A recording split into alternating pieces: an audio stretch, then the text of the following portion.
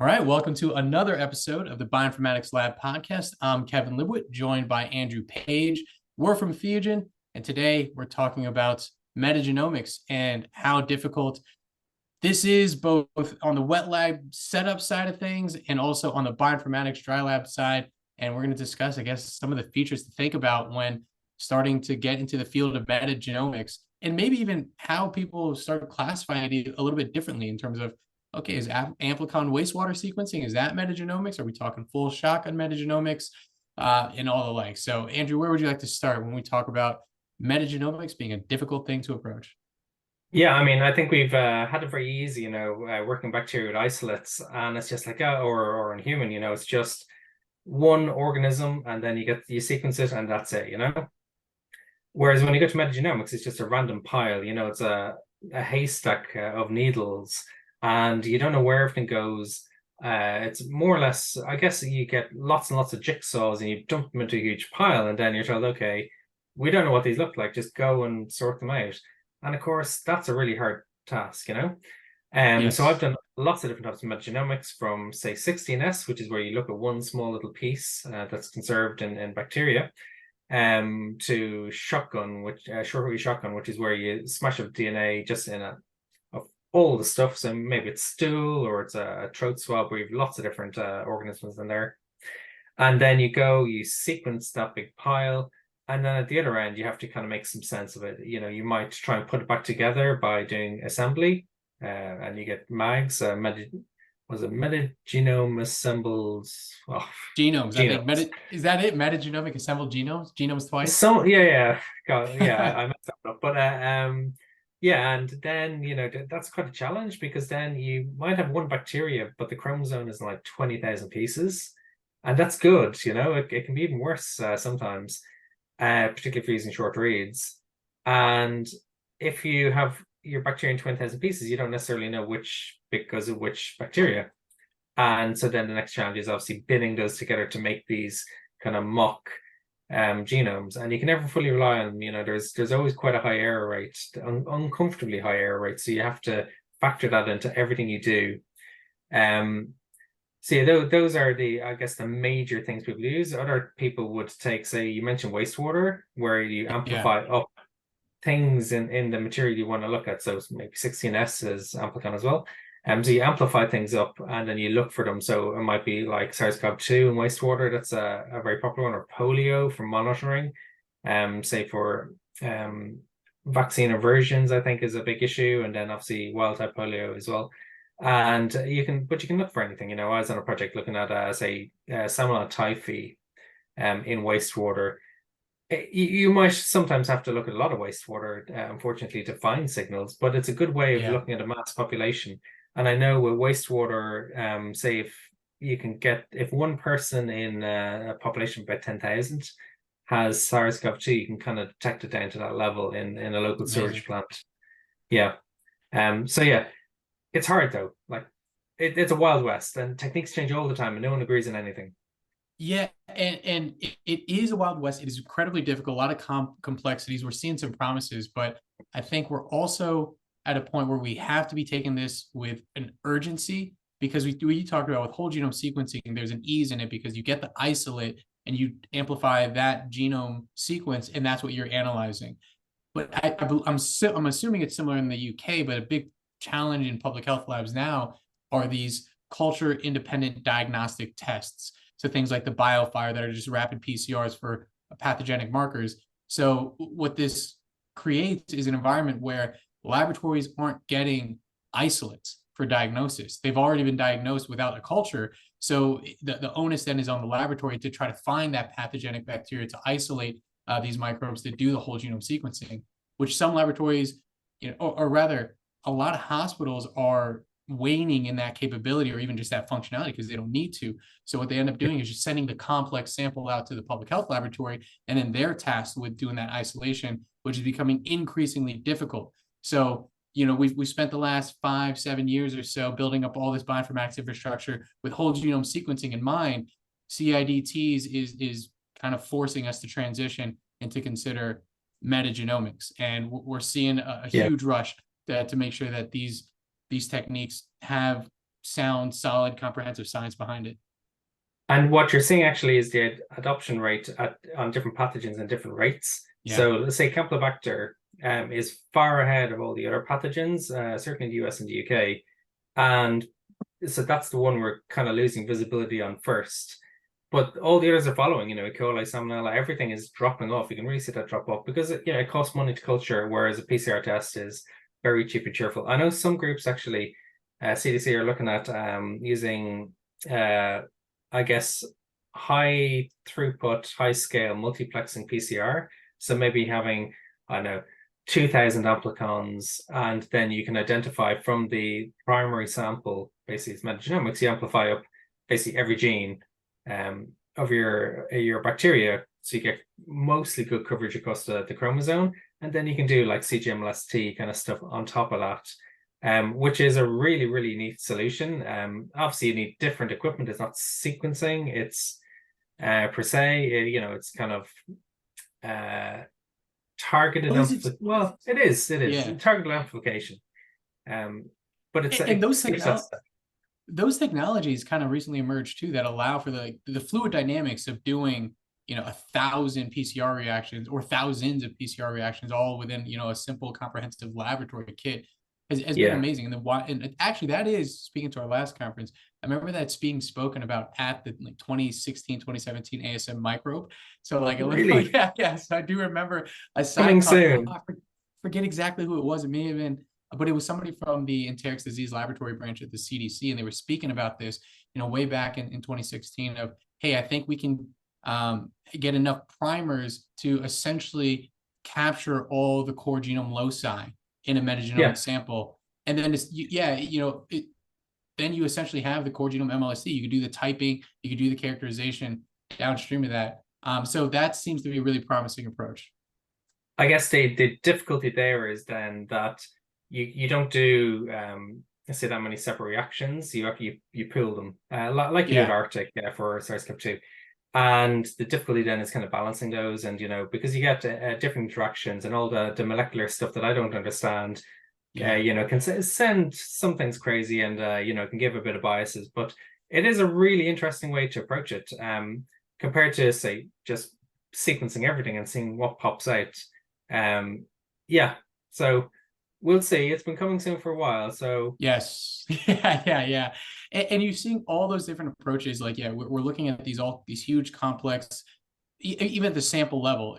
That's the conversation. How do you in some way narrow the focus or narrow the scope of the genomic content that you're actually sequencing? So in this case, we're talking about amplifying specific regions. There's all these other DNA probe capture methods and things like that try to enrich your genomic data for the specific pathogen and concern.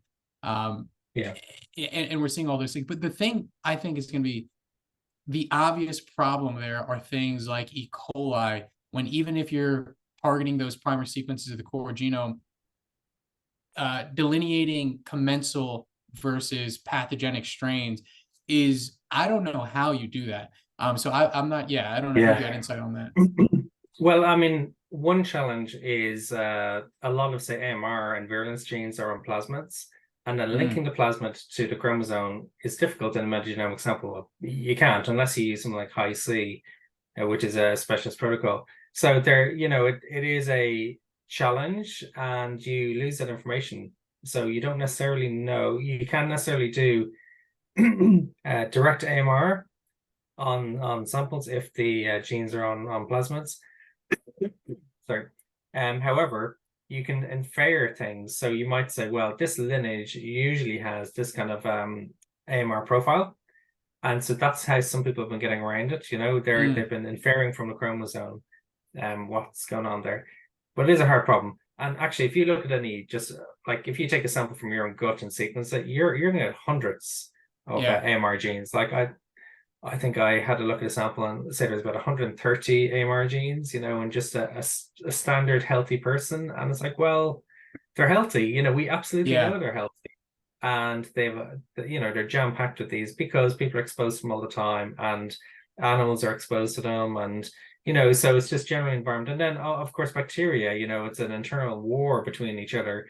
And so they have their own natural defenses as well. So, it can be a very hard problem on certain fronts. But what a lot of people try and do, as a first step is just classification. And Yeah. that's hard as well. What species are in my sample? And a lot of Yeah, people can't yeah. answer that. And there are some, maybe you call them still gold standards of how we're approaching these things, and tools that are widely adopted for at least the classification schemes. I'm thinking about things like the Midases, the Metaflons, and the Krakens. And these do a relatively good job when you're looking Yeah. at taxonomic breakdown of what's happening. But I don't know if anybody would argue that you're looking at strain level resolution and being able to do it's more about what's in my sample at maybe a Yeah. species level. And you have to make a mental shift as well, because when you have an isolate, usually, it's a single colony pick. So it's very likely it's all the same. It's not like Yes. you're isolating that species probably on selective media or something like that. Then you're picking something out and then growing it up again. And so, that really narrows it down. The genetic diversity within that strain is, teeny tiny, hopefully. But when you're dealing with these kind of populations, you don't know within the person, do they have 2 or 3 or 10 different types of a species of bacteria? And sometimes people can, if it's just Yeah. a background commensal under no selective pressure, it can just take over. Okay, okay, so we talked about all the difficulties and challenges in the Wild West of things. Let's maybe shift where it has been applicable and utility. We talk about and the reason I thought about that is the sample source is so important. If we're talking about sputum, we're talking about stool, this is true Wild West. It's very difficult to pull out things. But if you're Yeah. looking at something like blood sample, where Oh, there totally. should be, yeah, we're talking about a different conversation. If you want to speak on that, well, yeah, what is there to Yeah, consider I there? mean, blood is the ultimate. I mean, it should be sterile. Yes. If you have bacteria in your blood, you're very, very sick, usually, or Yes. a virus or whatever. Um, so yeah, that's alarm bells ring, and because obviously people have sepsis or whatever, and that can be fatal. And so I've seen people report on like microbiomes in different parts of different sterile body sites, and I'm like, are you sure? Yeah. Because realistically, most of these are just errors, either algorithmic errors, database errors, or they're background noise. Because the reagents we use are not sterile. The sequencing instruments can have carryover. There can be bleed through and barcodes. There can be, someone didn't wash their hands properly, or maybe the person taking the sample. If you see, say, Staph aureus in a blood sample, that probably came from the skin of the person taking the sample. It's like, or when they push the needle through. There's so Yeah. many different ways, and you have to actually really think about it, and put your thinking cap on to understand. Is this real or is it not? Is it likely to be just an error? And I always come from the point of view of it's it's contamination unless it's proven otherwise. um That's I've seen fair. so many disasters over the years. And I think you're hitting on all the important variables to consider, and highlighting that the applications of metagenomics still right now takes a lot of manual consideration and collaboration with the sample collectors, the bioinformatics analysis, the wet lab scientists, the genomic epis, to really have a comprehensive picture. It's not yet where from the data we can make huge declarations of what's happening. We need to consider everything within the sample collection, the source, the type of sequencing, the bioinformatics algorithms before we can even really start to suggest an idea of what's happening in the patient environment or otherwise. Absolutely. And then you have kind of standard contaminants then across industry, right? So if you get some SARS-CoV-2 popping up in your samples, there's a very high likelihood it's just contamination, because factories have been pumping out so much positive control material, or they've been doing so much sequencing of this particular bug, and machines are contaminated and it's floating around in the air, or whatnot. Or maybe it's poor practice within a sequencing lab where they don't separate post and pre-PCR. And yeah, so it's Wild West, but it's super useful. When you start to, Yes. as long as you come to it with your eyes wide open, it is super, super useful, because you can identify things more rapidly without doing culture. You can take someone who's very sick and sequence them much quicker from primary sample. It's a quicker prep, and you can knock many, many errors off it. And say with TB, for example, that now people use whole genome sequencing or sequencing a lot, because it's quicker to sequence it than it is to grow it. If you try and grow Mm. TB, it's what, 6 weeks or 3 Yep. months. And of course, all you want is what type of TB is, what SNPs are in there in the chromosome for AMR purposes and for deciding on drugs. And so with TB, it's great because they can do a little mini culture, but effectively it is kind of metagenomics, and then sequence it and then see what pops out. And that it makes a real impact on patients and on epi and infection control in the community. Yes, that's what feels like we're kind of on the frontiers of an amazing part of time in science, because we see unbelievable utility in metagenomic sequencing, but there's still the conversations that are prohibitive in terms of even cost, how much you actually need to sequence in terms of coverage to generate the data that's going to be usable, the bioinformatics methodologies that are going around to consider. So like and these are all things we are figuring out, but we're still a bit in the throes of this time in the sciences. And you're seeing, people appreciate the potential utility and even current utility in terms of the investments around the world on things like wastewater sequencing as that early detector, as we had mentioned. But it's all about the considerations of controlling all these different variables that we're talking about: sample collection, sample extraction, bioinformatics, data generation. We didn't even talk about even the long read versus short read of things, and the downstream analysis from there. So, but to wrap this up, what are your final thoughts on where we're at with metagenomics and how people should be thinking about things moving forward? I think genuinely direct sequencing from primary samples is the way forward, but there's a few steps in between we have to sort out first. But come back in 10 years, and I'm sure that'll be the de facto standard that we're applying. Absolutely. All right, that was a great combo, and yeah, something we'll continue talking about for years to come. So we'll see everyone in the next one.